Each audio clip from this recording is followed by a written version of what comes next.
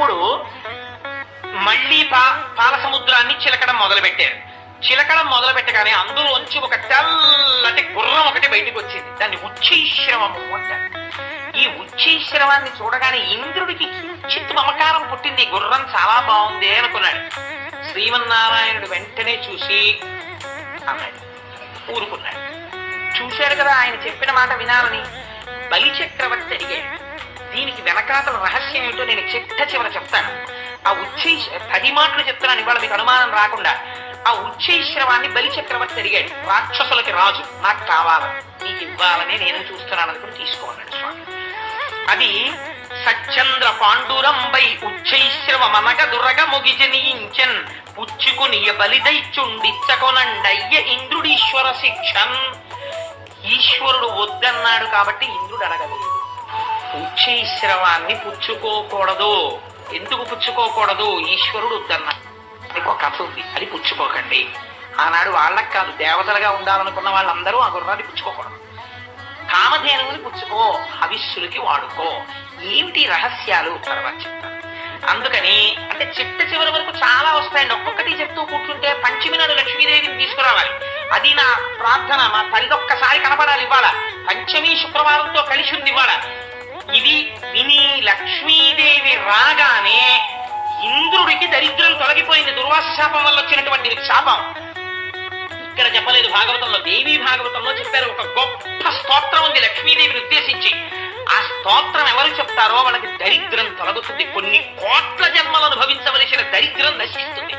ఆ స్తోత్రం ఇవాళ మనందరం కలిసి చెయ్యాలని నా తాపత్రయం. అందుకని ఆకరణ చెప్తానంటున్నాను. ఈ తత్వం అంతా కలిపి ఒక్కసారి. ఆ తరువాత మళ్లీ చిలకడం మొదలు పెట్టారు. ఎల్ల ఋతువులందు ఎలవారి పరువమై ఇంద్రువిరుల తోటకేపు తెచ్చి కోరువచ్చు వారి కోర్కెలు ఈడెడు వేల్పుమ్రాను పాల వెళ్ళి పుట్టే. ఒక బ్రహ్మాండమైనటువంటి కల్పవృక్షం ఒకటి వచ్చింది పాల సముద్రం నుంచి. దానికి ఆ కల్పవృక్షానికి పువ్వులు పూస్తున్నాయి. ఆ పువ్వులు ఎవరు పెట్టుకుంటారో వాళ్ళకి 5వ తనం తరగదు. దాని నుంచి వచ్చేటటువంటి గాలి ఎవరు పీలుస్తారో వాళ్ళ ఆరోగ్యం పాడవదు. ఎవరు కల్పవృక్షం దగ్గరికి వెళ్ళి ప్రార్థనలు చేస్తారో వాళ్ళకి ఫలాల రూపంలో కోరికలు తీర్చేస్తుంది. ఇప్పుడు ఈ కల్పవృక్షాన్ని ముందు ఎవరికి ఇచ్చారో తెలుసా అండి? ఇంద్రుడికి ఇచ్చారు. ఎందుకని? ఏమడుగుతారా కల్పవృక్షాన్ని చూసి? పోయిన లక్ష్మీ వైభవం కావాలంటాడు. వెనకాల ఏమొచ్చేయాలి? ఇప్పుడు లక్ష్మీదేవి వచ్చేయాలి. కానీ ఈ వచ్చేటటువంటి ఈ కల్పవృక్షానికి లక్ష్మీదేవికి మధ్యలో ఒకటి వస్తుంది. అది ఎంత చిత్రంగా వస్తుందో మీరు చూద్దురు గాని. ఆ కల్పవృక్షాన్ని దేవేంద్రుడికి ఇచ్చారు. ఆయన తీసుకున్నారు. తరువాత క్రొక్కారు మెరుగుమేనుల క్రిక్కిరిసిన చన్ను గవలు గ్రిక్కిన నడుముల్ పిక్కటిలి ఉన్నతు రుములు చక్కని చూపులును దివిజ సతులకు ఒప్పెన్. పెద్ద పెద్ద కేశపాశాలు, అపారమైనటువంటి సౌందర్యమూర్తులు, అంతటి అందంతో అప్సరసలు పుట్టారు ఆ పాల సముద్రంలోంచి. ఆ అప్సరసలు దేవకాంతలై దేవనర్తకీమణులై ఉండిపోయారు. అలాగే సరే, వాళ్ళు అలా ఉన్నారు. ఉన్న తర్వాత పాల సముద్రాన్ని ఇంకా చిలకడం మొదలు పెట్టారు. ఇప్పుడు ఇంద్రుడి దరిద్రం తీరాలి. ఇంద్రుడి దరిద్రం కాదు, లక్ష్మీదేవి యొక్క ఆవిర్భావం జరగబోతోంది. అమ్మవారు క్షీరసాగర మదనంలో పుట్టినప్పుడు ఒక గమ్మత్తు చేసింది. శుక్రవారం పంచమి నాడు పుట్టింది. ఇప్పటికీ పద్మావతి అమ్మవారు కూడా శుక్రవారం పంచమి. అందుకే అమ్మవారికి ఈ మాసాలలోనే ఫిబ్రవరి మార్చిల్లోనే పాల్గొన మాసంలో ఒక గమ్మత్తు చేస్తారు. పద్మావతి తిరుచానూరులో ఏమిటో తెలుసా అండి? సుమంగళి పూజ అని ఒక పూజ ఉంది. పసుపు కుంకాలున్న ఆడవాళ్ళందరూ ఆ రోజున పసుపు తాళ్ళు, నల్ల పూసలు, గాజులు, పువ్వులు, పసుపు, కుంకం పట్టుకెళ్ళి అమ్మవారికి ఇస్తారు. 5వ తరం ఉన్న ఆడవాళ్ళందరికీ దానికి ట్రస్ట్లు ఉన్నాయి. పెద్ద పెద్ద కళ్యాణ మంటపాల్లో భోజనం పెడతారు. వాళ్ళందరితో కలిసి లక్ష్మీదేవి వచ్చి కూర్చుని భోజనం చేస్తుంది. ఇప్పటికీ ప్రతి ఏడాది ఇప్పటికీ మనకి తిరుచానూరులో జరుగుతుంటుంది ఉత్సవం. అందుచేతనే అమ్మవారి ఆవిర్భావం జరిగి రేపు కళ్యాణం జరిగిన తర్వాత కాకినాడ పట్టణంలో ఉన్న సువాసినులందరూ కొన్ని కోట్ల జన్మలు అలా పసుపు కుంకాలతో ఐశ్వర్యంతో ఉండి కుటుంబాలని రక్షించుకుని వాళ్ళు ధర్మ మార్గంలో భర్తలు ప్రవర్తించేటట్టు చూడాలనే లక్ష్మీ పూజ ఆదివారం పెట్టుకున్నాం. ఇప్పుడు మళ్ళీ పాల సముద్రాన్ని చిలికారు. తొలుకారు మెరుగుకై వడ్డి తలతలమని మేను మెరయ ధగ ధగమనుచున్ కలుముల నీడెడు చూపుల చెలువంబుల మొదలి టెంకి సిరి పుట్టెన్రుపా.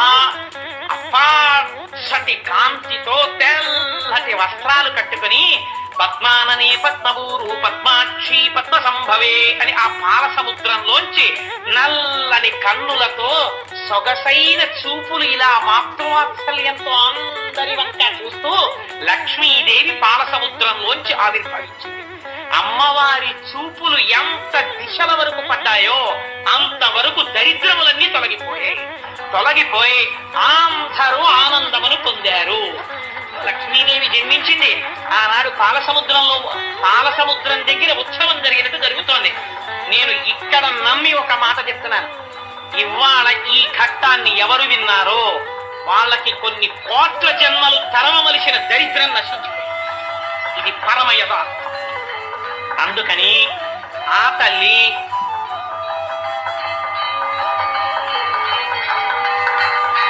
ఒక్కసారి మీ అందరూ కూడా మానసికంగా అదిగో అక్కడ నీరాజనాన్ని తీసుకోండి. ఒక్కసారి అది కళ్ళకద్దుకుని నమస్కారం చేసుకోండి. స్వామి త్రిమూర్త్యాత్మకమై దత్తాత్రేయుడై ఉన్నాడు. చక్కటి జేగంటలు మోగే ఈ దేవాలయంలోను అటువంటి పరమ పవిత్రమైనటువంటి లక్ష్మీదేవి యొక్క ఆవిర్భావము జరిగింది. ఇంకా దేవేంద్రుడికి దరిద్రం ఏమిటండి? అందుకే పోతన గారు ప్రారంభిస్తూనే లక్ష్మీ ఆవిర్భావాన్ని ఎంత గొప్ప మాట వేశారో చూడండి. కలుముల నీడెడు చూపుల, అమ్మవారి చూపుల్లోంచి ఐశ్వర్యం వస్తుంది. అందుకే ఆదివారం నాడు కనకధారా స్తోత్రాన్ని అనుసంధానం చేస్తున్నాం. శంకరాచార్య స్వామి వారి దేవాలయ నిర్మాణం జరిగినప్పుడు అందరికీ కూడా కొన్ని వేల ప్రతులు ముద్ర వేసి పంచిపెట్టారు సత్యనారాయణ రెడ్డి గారు. ఎవరైనా కనకధారా స్తోత్రం లేని వాళ్ళుంటే ఈ రేపట్లోనే జెరాక్స్ చేయించుకుని తెచ్చుకోండి. అమ్మవారి చూపుల గురించి శంకరాచార్యుల వారు ఎంత వర్ణన చేశారో కనకధారలో.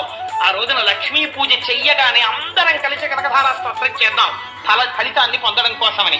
అందుకని కలుముల నీడెడు చూపుల, అమ్మవారి యొక్క దృష్టిలోంచి ఐశ్వర్యం కురిచేస్తోందిగా.